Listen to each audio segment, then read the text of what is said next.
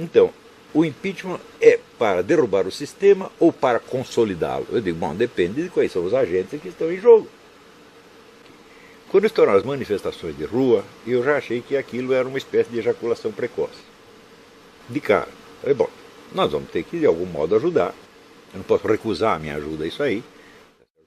Mas, que é uma ejaculação precoce, é. Por quê? Não completamos a restauração da alta cultura. Portanto, não temos uma liderança cultural. Portanto, não temos uma liderança política.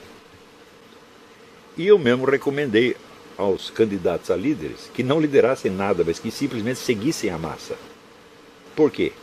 Se você não tinha líderes conscientes e preparados, você tinha uma massa consciente e preparada. Uma massa que estava entendendo tudo o que estava acontecendo. Isso é que eu achei o fenômeno mais extraordinário de todos os tempos. Você via qualquer Zé Mané da rua, entendia qual era a ligação, por exemplo, entre a roubalheira e o Foro de São Paulo, a roubalheira e o processo revolucionário, a roubalheira e o bolivarianismo. Todo mundo entendia isso. Estava claro para todo mundo. Embora a mídia jamais falasse dessas coisas. Nem na mídia, nem no parlamento se falava. É pior, ninguém nas Forças Armadas falava. Eu não vi um general sair para falar do Foro de São Paulo. No máximo falavam de corrupção, sem nem entrar em muitos detalhes. É corrupção genérica. Como se fosse uma condenação geral à sociedade brasileira. É uma sociedade corrupta. Isso foi o máximo que os generais falaram, o máximo que os parlamentares falaram. Depois de levar muito chacoalhão, alguns senadores, os deputados começaram até a falar um pouquinho de Foro de São Paulo. Mas é claro que se você tira o Foro de São Paulo da jogada, você não entende o que está acontecendo. Por quê? Uma roubalheira de tão larga escala não pode ser para enriquecer 2 ou 3 Zé Mané. Realmente não é possível. Tem uma coisa muito maior por trás disso. Pior ainda, existe um terceiro fator do qual ninguém fala, que é o suporte internacional mundial dado ao Foro de São Paulo e a esses governos corruptos. É ONU, é George Soros, é Rockefeller, é Obama. Né? Esse é um aspecto que nem eu mesmo analisei isso ainda direito. Né? Mas que, evidentemente, está presente e tem de ser levado em conta. Quando a gente viu aquela massa de gente na rua e viu as pesquisas que davam assim, 93% da população contra o governo, e dos 7 restantes, 6 achando que o governo é apenas regular, estão reduzindo o apoio a 1%, falei, bom, o que nós temos na mão é uma revolução. Quer dizer, a massa não aceita mais as autoridades. O nível de desrespeito às autoridades chegou assim, ao supra-sumo naquele negócio dos estádios, o pessoal xingando a Dilma. É um fenômeno inédito na história do mundo, isso nunca aconteceu. Um governante pode ser vaiado. Xingado dessa maneira nunca aconteceu. E xingado por massa popular mesmo. Então, bom, nós estamos com a Revolução Brasileira na mão, quer dizer, o povo contra o estamento burocrático, como diria o Raimundo Fauro, né? E daí aparecem as mentes iluminadas e dizem, bom, nós vamos fazer uma marcha para Brasília para pedir o impeachment. Com isso você faz o quê? Você transfere o protagonismo da situação da massa para a classe política. Classe política que a massa rejeitava e achincalhava. Não deixava um político nem subir no palanque.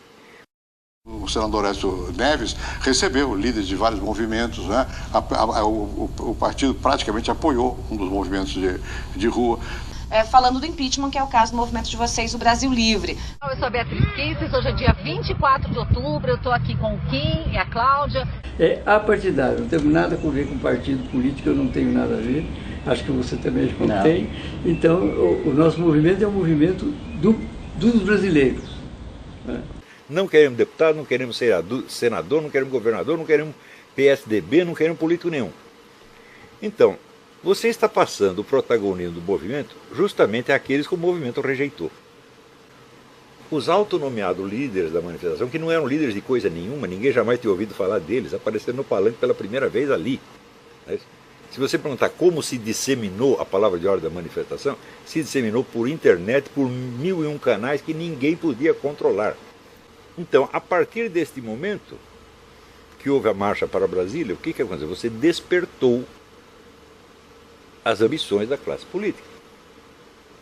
Bom, nós vamos pegar o protagonismo da situação, nós vamos resolvê-la e nós sairemos todos bem. A classe política em geral. Mas dentro da classe política havia um subsetor que são os tucanos. Acreditamos nos deputados e acreditamos nos movimentos sociais que aqui estão representados. Acreditamos nos deputados e acreditamos nos movimentos sociais que aqui estão representados.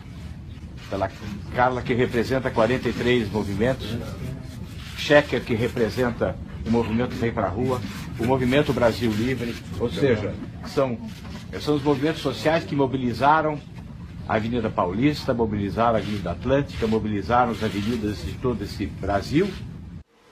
Então nós podemos criar uma nova versão do impeachment, onde nós reescrevemos a história do movimento e, em vez de vinculá-lo a uma revolta geral do povo contra PT e Foro de São Paulo, nós a reinserimos historicamente na tradição esquerdista das diretas já, do Fora Collor e assim por diante.